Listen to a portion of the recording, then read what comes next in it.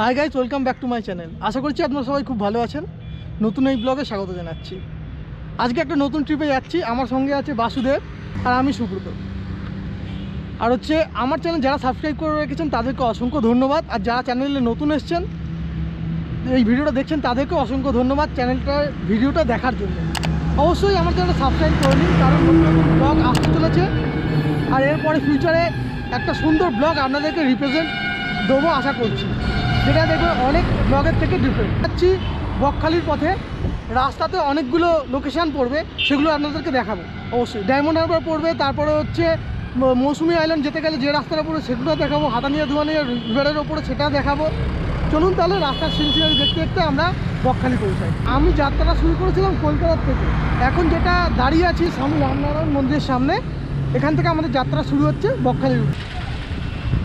এই আমরা ডায়মন্ড হারবার রুটে ঢুকে এলাম। আশা করছি ভালো লাগছে খুবই অ্যাডভেঞ্চার ট্রিপটা।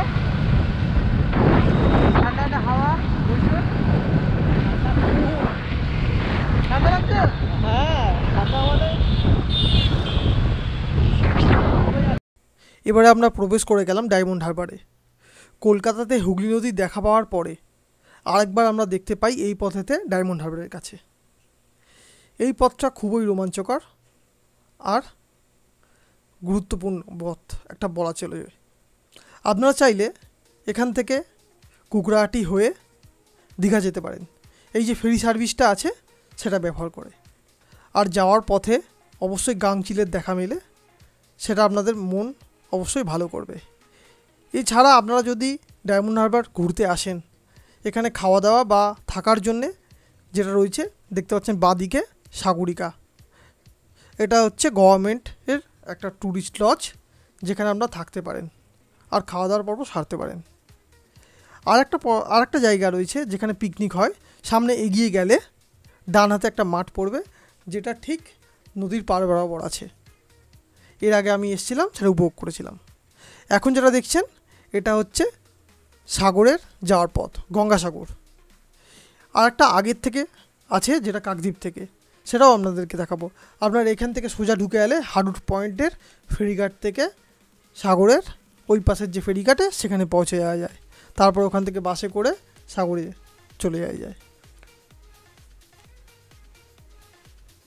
এছাড়া আরও একটা যেটা পথ আছে সেটা হচ্ছে কাকদ্বীপের সামনের থেকে, সেটা এবারে দেখাচ্ছি। এখন যেটা দেখছেন এবারে এখান থেকে যদি আপনারা ঢোকেন তাহলে 1 নম্বর ফেরিঘাটে পৌঁছাতে পারবেন। আর যদি 1 নম্বর ফেরিঘাট থেকে রিটার্ন আসেন বা বাসে করে আসেন, তাহলে বাস ধরার জন্যে ঠিক সামনের দিকে এগিয়ে গেলে ডান হাতে আপনার পড়বে বাস স্টপ। এই পথটায় বাসে বা ট্রেনে যে কোনো দুটোতেই আসতে পারেন, দুটোই আরামদায়ক আর সুবিধাজনক সার্ভিস আছে। অ্যাভেলেবেল প্রচুর বাস আছে, আপনারা চাইলে যে কোনো একটাতে সাগর বলুন, ডায়মন্ড হারবার বলুন, বা বকখালি বলুন, বা নামখানা বলুন, চাইলে যে কোনো একটা জায়গায় ঘুরে নিতে পারেন। এছাড়া মৌসুমি আইল্যান্ড এখন ট্যুরিস্টদের প্রচুর আকর্ষণীয় স্থান হয়ে উঠে চলেছে, সেটাও আপনাদেরকে দেখাবো। কোন পথ দিয়ে গেলে আপনারা ঢুকতে পারবেন সেটাও এইখানে ভিডিওতে দেখিয়েছি আমি। এবারে যেটা লোকেশান আসছে সেটা নামখানা।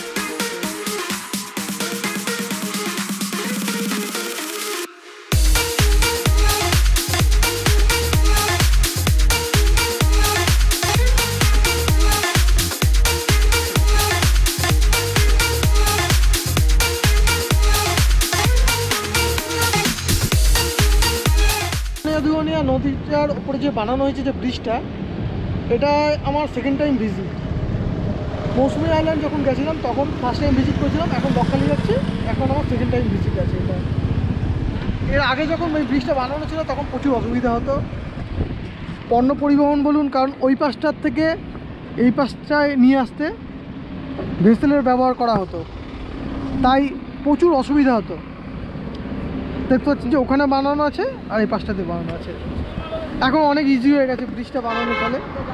সব বড় বড় টোটো করে আর হচ্ছে গাড়ি করে সব যারা যাচ্ছে তারা এখান থেকে মৌসুমি আইল্যান্ড আর বকখালি যাচ্ছে। আর আমাদের বন্ধু যে বাসু, ও একটু রেস্ট নিয়ে নিচ্ছে। কিরকম লাগছে ট্রিপটা? ভালোই লাগছে।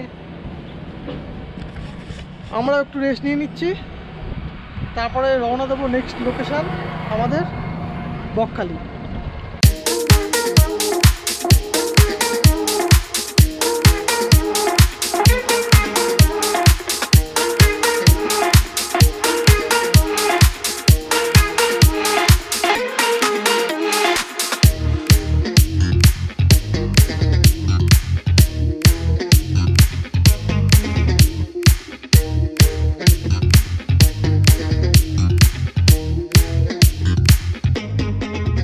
যাওয়া যায়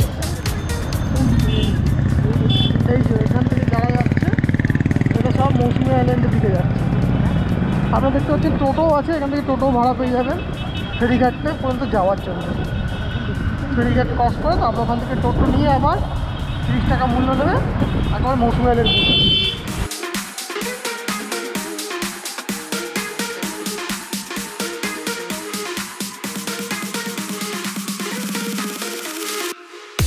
ঢুকে আছি, পাশে অনেক হোটেল গেস্ট হাউস সব আছে। আপাতত ওয়ান ডে ট্রিপ, তাই আমরা এখনও হোটেল কোনো কিছু বুক করিনি। আপাতত সাগরের পাড়ে গিয়ে রেস্ট নেওয়ার পালা আর সৌন্দর্যটা উপভোগ করবো। বাদ বাকি ইনফরমেশান আরও অনেক যদি যে জায়গাগুলো ঘুরবো সেগুলো অবশ্যই শেয়ার করবো আপনাদের সাথে। ফাইনালি আমরা বকখালি পৌঁছে গেছি।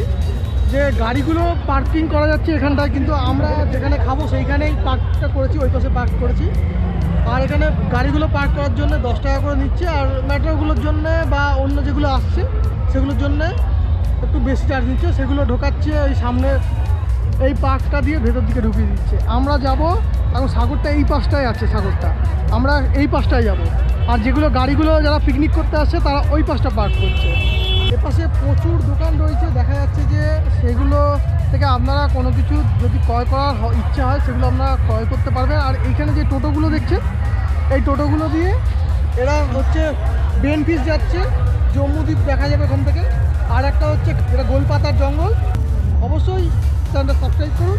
আর তারপরে এখন আমরা বিচের দিকে নিয়ে যাচ্ছি, বিচের দিকে চলুন।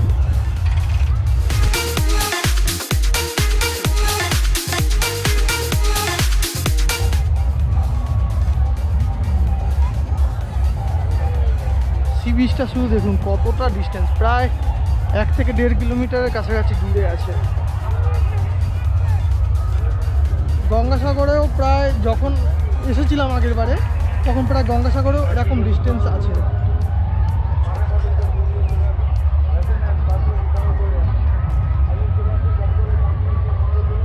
আপনারা দীঘায় গেছেন, দীঘার বঙ্গোপসাগর যতটা কাছে বিচ, কিন্তু এইখানের বিচটা ততটা কাছে নয়, প্রচুর দূর।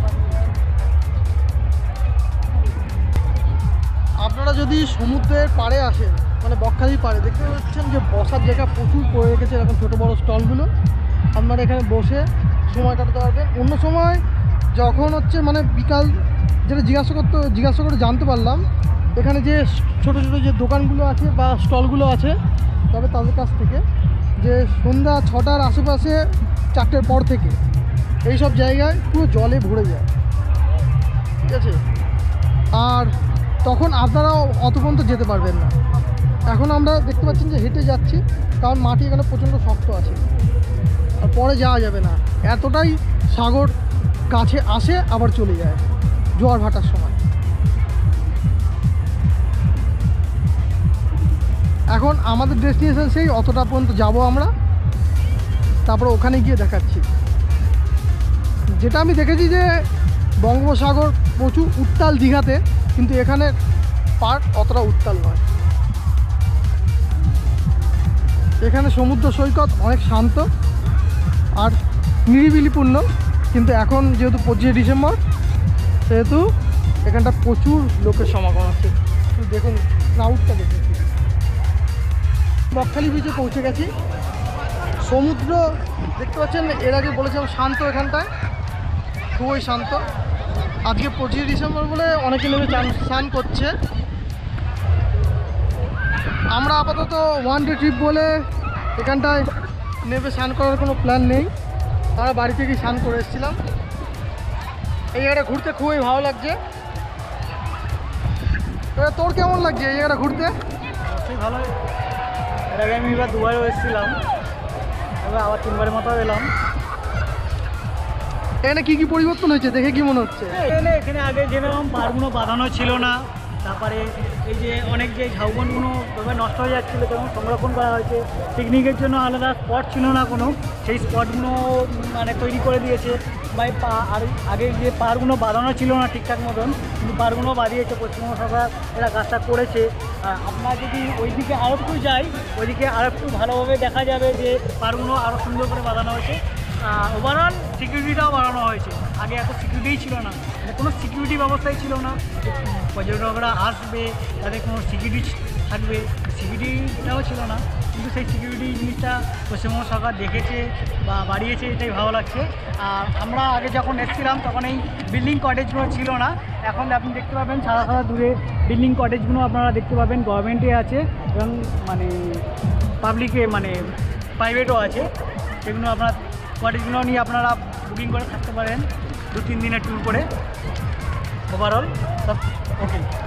আচ্ছা, আমিও যা দেখলাম এর ভিতরে গভর্নমেন্ট লজটাই সবচেয়ে ভালো, যেটা গভর্নমেন্ট যে ট্যুরিস্ট লজটা বানিয়েছে ওটাই সবচেয়ে ভালো।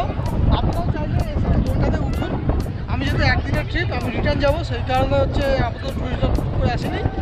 1200 থেকে স্টার্ট মনে হচ্ছে ওদের ওয়েস্ট বেঙ্গল ট্যুরিজম ডিপার্টমেন্টের যে ওয়েবসাইট আছে সেখান থেকে আপনারা বুক করতে পারবেন।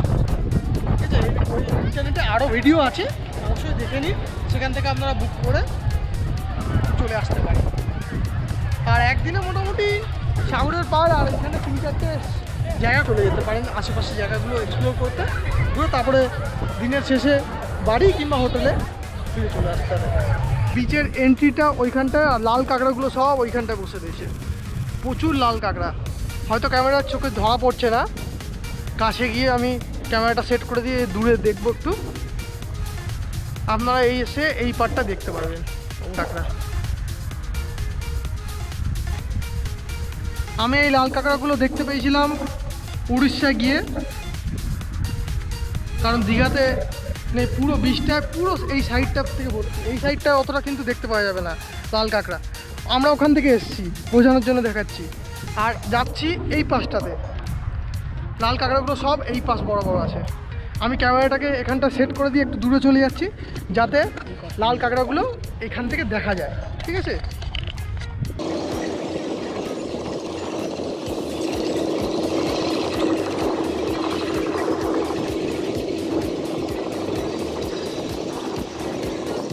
আমরা বকখালি সি বিচ ঘোরার পরে তারপরে এসে ওখানটার যে আশেপাশে যে দোকানগুলো ছিল ওখান থেকে একটা ভালো দোকান দেখে লাঞ্চ করে নিলাম। করে নেওয়ার পরে একটু সাইট সিন ঘুরে বাড়ির দিকে রিটার্ন যাবো। তার ভেতরে পড়ছে ফার্স্ট যে লোকেশানটা পড়বে সেটা হচ্ছে ফ্রেজারগঞ্জ। এই যে রুটটার থেকে সোজা গিয়ে বাঁদিকে পড়বে। আমরা এখন এর পথে যাবো, তারপরে যে নেক্সট আর একটা যেটা আসবে সেটা অবশ্যই দেখাবো। আমরা ফ্রেজারগঞ্জে যাওয়ার রাস্তায় ঢুকে গেছি, এখন হচ্ছে ফ্রেজারগঞ্জের দিকে যাচ্ছে, সি বিচের দিকে যাচ্ছে।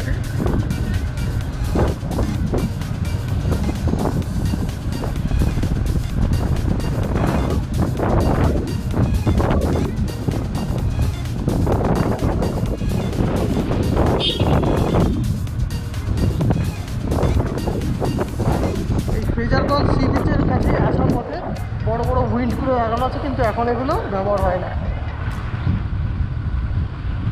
এই পাশে দেখা যাচ্ছে।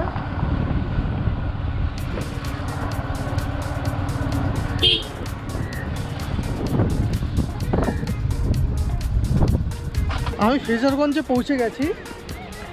এটা পুরোটা হচ্ছে ফ্রেজারগঞ্জ।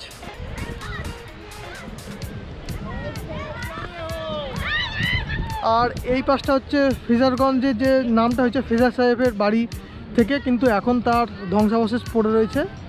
এই পাশটা, এইটা পুরো এলাকাটা, আর উপরটায় একটা টাওয়ার মতো বানানো আছে পুরো জায়গাটার ভিউ নেওয়ার জন্য।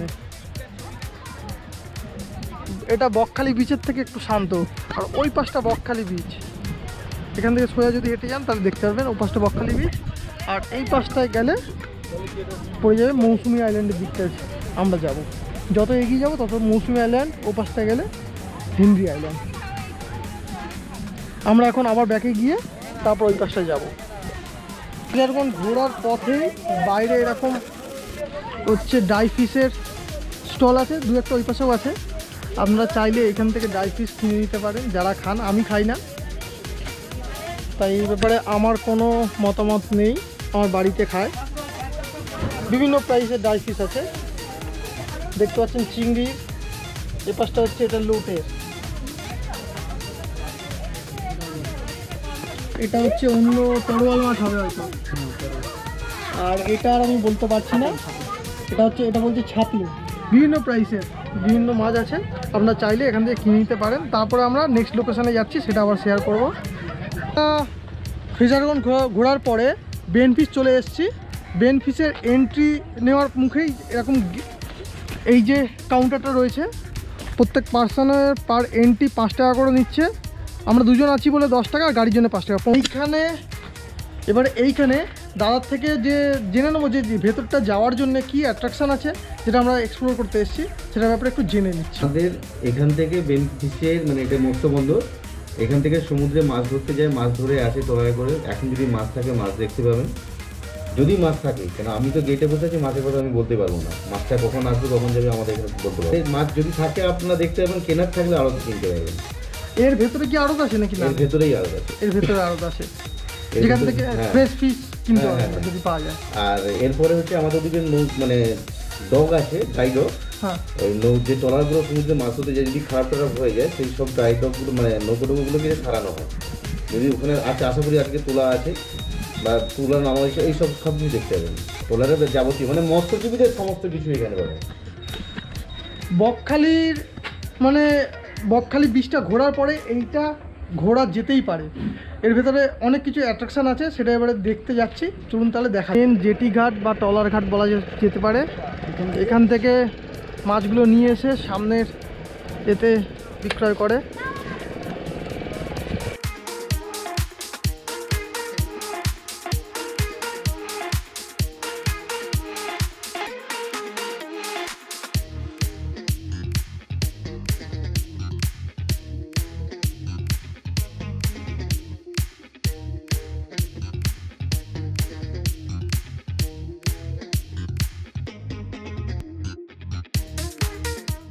মাঝিদের মাছ ধরা হয়ে গেছে, এখন ওরা রিটার্ন করে নিয়েছে। এখন হয়তো 1 সপ্তাহ পরে যাবে, ঠিক নেই। ঠিক নেই, এরা 1 সপ্তাহ পরে যায়, 15 দিন পরে ফিরে, ঠিক নেই।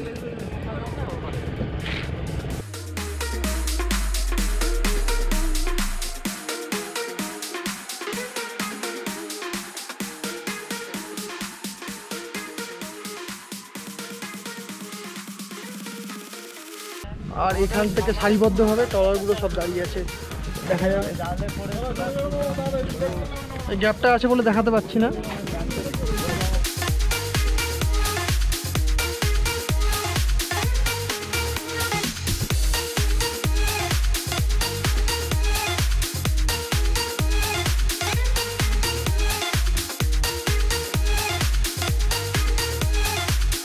আপাতত আমি 500 গ্রাম মাছ নিচ্ছি, খয়রা মাছ। আর হচ্ছে বাসুদেব ও 1 কেজি নিচ্ছে। আমার ইচ্ছা আছে নামখানা মার্কেট থেকে কিছু মাছ নেওয়ার, যদি মাছ পাই। ঠিক আছে, এখানে ফ্রেশ মাছ পাওয়া যায়। ম্যাক্সিমাম সময় অনেক রকম মাছ আসে, কিন্তু এই সময় একদমই কোনো মাছ নেই। সেই কারণে খয়রাগুলো দেখলাম প্রচুর ফ্রেশ। এত ফ্রেশ আমাদের বাজারে পাওয়া যায় না, কারণ এখান থেকে নিয়ে গিয়ে ওরা আবার একদিন হোল্ড করে বিক্রি করে। তাই এখান থেকে ইন্ডিয়া আইল্যান্ডের পথে আছি।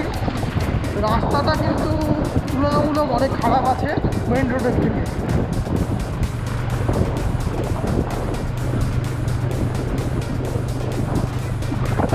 প্রায় 1.5 কিলোমিটার ঢুকতে হবে মেইন রোড থেকে। হেনরি আইল্যান্ড এসেছিলাম, আমফানের পর থেকে পুরো এর ভেতরে যাওয়া এখন বন্ধ রেখেছে, দেখা গেল না।